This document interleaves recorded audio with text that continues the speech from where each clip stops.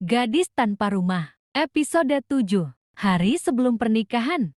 Pagi itu datang dengan langit yang terlalu tenang. Tidak ada hujan, tidak ada angin, tidak ada firasat buruk yang tampak di permukaan dunia. Namun di dalam rumah keluarga Miles, segala sesuatu bergerak seperti mesin yang terpaksa tetap hidup meski jantungnya telah retak. Sejak subuh, para pelayan mondar-mandir dan berjalan cepat. Kain putih digantung di aula utama. Karangan bunga berdiri berjajar di sepanjang lorong. Aroma mawar dan melati memenuhi udara. Telepon berdering tanpa henti. Perencana pernikahan berbicara dengan suara tegang. Semua tampak sempurna bagi siapapun yang melihat dari luar. Aku berdiri di depan jendela kamarku, memandangi halaman rumah yang kini berubah seperti lokasi perayaan. Tenda putih telah terpasang. Kursi-kursi tersusun rapi. Panggung kecil berdiri di ujung taman. Namun kamar calon pengantin tetap kosong. Besok pernikahan itu akan dilaksanakan. Tapi pintu kamar itu masih tertutup rapat. Tidak ada apa-apa di sana. Tidak ada suara. Tidak ada jejak keberadaan calon pengantin. Bahkan tak tampak tanda-tanda kehidupan di sana. Sejak pagi tadi, aku belum melihat Sebastian. Dadaku terasa berat. Aku turun ke ruang keluarga. Tante Sarah duduk di sofa dengan mata sembab. Om Kevin berdiri di dekat jendela. Ponsel di tangan. Wajahnya mengerah setiap kali panggilan terputus. Nea masih belum bisa dihubungi? Tanya Tante Sarah lirih. Om Kevin menggelang. Aku menelan ludah. Beberapa menit kemudian, langkah kaki terdengar dari arah taman belakang. Sebastian masuk. Wajahnya terlihat lelah, namun tetap tenang. Terlalu tenang untuk seseorang yang calon istrinya menghilang sehari sebelum pernikahan. Hal itu membuatku semakin gelisah. Sebastian berdiri di tengah ruangan, menatap orang tuanya. Apa yang terjadi? Tanya Om Kevin. Sebastian menghela napas. Nea tidak akan datang. Kata-kata itu jatuh seperti kaca pecah di lantai, nyaring dan tak berbentuk. Tante Sarah terhuyung. Sebastian, besok kamu menikah, teriakan yang beberapa waktu ini tertahan akhirnya lepas juga. Namun Om Kevin masih bisa menahan dirinya. Aku tahu, apa maksudmu tidak akan datang? Lanjut Om Kevin yang terdengar makin geram. Sebastian menatap lantai sesaat, lalu mengangkat wajahnya. Tatapannya lurus, dan ia terlihat sudah bersiap. Aku sudah menyiapkan penggantinya, jawabnya ringan namun terdengar tegas. Seakan Sebastian telah mampu mengatasi kekacauan yang telah ia perbuat. Ruangan membeku. Aku merasakan jantungku berhenti berdetak. Siapa? Suara Tante Sarah tercekat. Sebastian menoleh ke arahku. Maury, jawabnya mantap. Nama itu terdengar seperti vonis. Ia melangkah mendekatiku. Kamu, katanya mempertegas. Dunia seolah runtuh di bawah kakiku. Ini gila, bas, bisikku. Aku sudah merencanakannya sejak lama, jawabnya. Tante Sarah menutup mulutnya. Om Kevin melangkah maju. Sejak kapan? Bentaknya. Sebastian tidak menoleh. Tatapannya tetap pada ke arahku. Sejak aku tahu aku tidak bisa kehilangan dia, jawabnya tanpa menggeser tatapannya dari mataku. Air mataku menggenang. Kamu menyerat hidupku ke dalam kebohongan sebesar ini? Suaraku bergetar. Sebastian berlutut di hadapanku. Maury, aku mencintaimu. Dan di ruangan itu, untuk pertama kalinya dalam hidupku, aku tidak tahu harus berbuat apa. Udara di ruang keluarga terasa menipis. Aku berdiri kaku, menatap Sebastian yang masih berlutut di hadapanku. Kalimat aku mencintaimu bergema di kepalaku seperti lonceng yang tidak mau berhenti berdentang. Berputar berulang dalam kepalaku. Setiap huruf seharusnya menjadi pengakuan paling indah dalam hidupku. Namun kini terasa seperti pengkhianatan yang paling kejam. Aku menarik napas dalam-dalam. Mencoba mengisi seluruh paru-paruku dengan udara, namun dadaku tetap terasa sesak. Kamu tidak berhak mengucapkannya seperti ini. Bisikku, tidak di hari seperti ini. Tidak dengan cara seperti ini, lanjutku dengan air mata mulai menggenang di kedua mataku. Tante Sarah terisak pelan. Sementara Om Kevin melangkah maju dengan wajah menahan marah. Bangun, Sebastian. Hentikan kegilaan ini. Sebastian berdiri perlahan, tetapi matanya tidak pernah lepas dariku. Pa, semua ini sudah aku pikirkan. Ini bukan rencana, bentak Om Kevin. Ini bencana.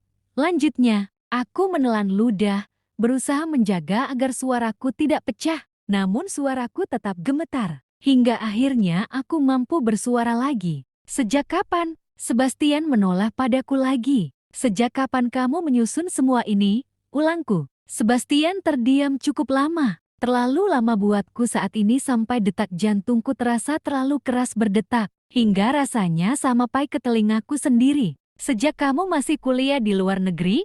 Jawab Sebastian akhirnya. Jantungku terasa runtuh. Kamu pergi bertahun-tahun, lanjutnya. Aku menunggu. Aku pikir waktu akan membuatmu kembali. Lalu, aku tahu tentang luka. Nama itu menusuk seperti duri lama yang belum pernah benar-benar dicabut. Aku takut kehilanganmu, bisik Sebastian. Dan aku tidak tahu cara memintamu tinggal selain dengan cara ini. Air mataku akhirnya jatuh. Kamu memerangkap hidupku karena ketakutanmu.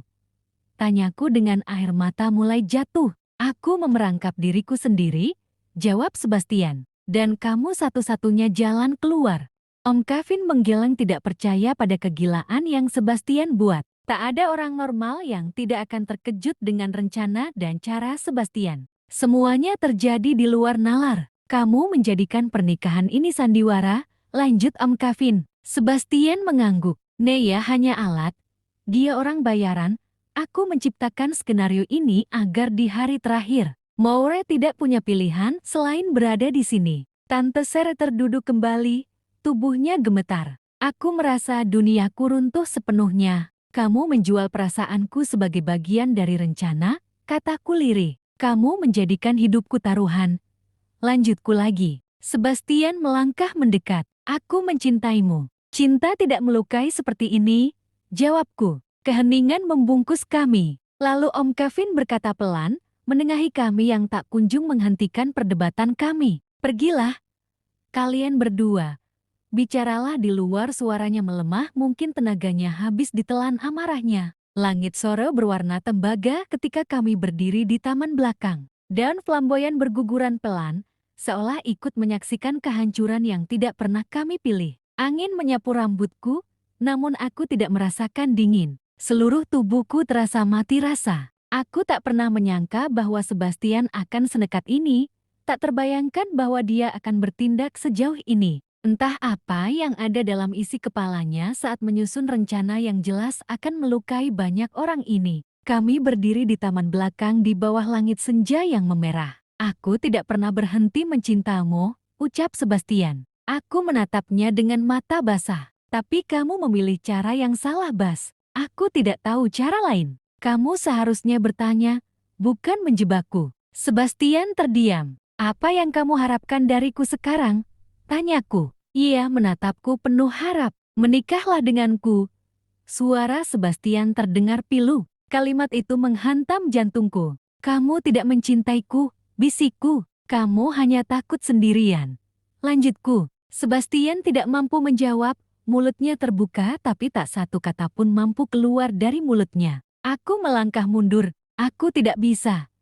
Jawabku, ini semua terasa kacau bagiku. Lalu aku berbalik meninggalkan Sebastian yang mulai putus asa dengan diriku. Sebastian memanggil namaku, berulang tapi tetap tak membuat langkahku berhenti. Hatiku terlalu luka untuk bisa melihat Sebastian lagi dengan segala ide gilanya ini. Malam itu, aku mengemasi barang-barangku. Setiap baju yang aku lipat terasa seperti kenangan yang akan aku tinggalkan. Setiap langkahku jati terasa berat, tapi akan menjadi lebih berat jika aku tetap tinggal. Aku duduk di meja belajarku yang kecil, lalu menulis sebuah pesan yang sengaja akan aku tinggalkan untuk Sebastian. Aku tidak pergi karena aku tidak mencintaimu. Aku pergi karena aku mencintai diriku sendiri. Aku meninggalkan kertas itu di meja, di tempat yang pasti akan terlihat oleh Sebastian jika ia masuk untuk mencariku nanti. Aku menutup koper kecilku, yang terasa aku sedang menutup semua kenanganku yang tertinggal di kamar ini. Aku berjalan melewati lorong yang dulu penuh tawa masa kecil, melewati tangga tempat Sebastian selalu menungguku pulang sekolah, melewati pintu depan rumah yang pernah menaungiku dari kejamnya dunia meski tak pernah terasa sebuah rumah bagiku. Aku memilih pergi, berharap bisa menyelamatkan diriku sendiri dari kehancuran tak bersisa. Meninggalkan entah cerita apa yang akan terjadi nanti. Dunia malam di luar menyambutku dengan dingin yang jujur, seakan itu adalah ucapan selamat malam untukku. Dan untuk pertama kalinya dalam hidupku, aku tidak tahu akan melangkah kemana. Namun yang aku tahu, aku tidak lagi ingin hidup dalam kebohongan. Kisah mereka tidak berakhir begitu saja. Klik subscribe jika kalian tidak ingin ketinggalan. Bagaimana kelanjutan rencana pernikahan Sebastian?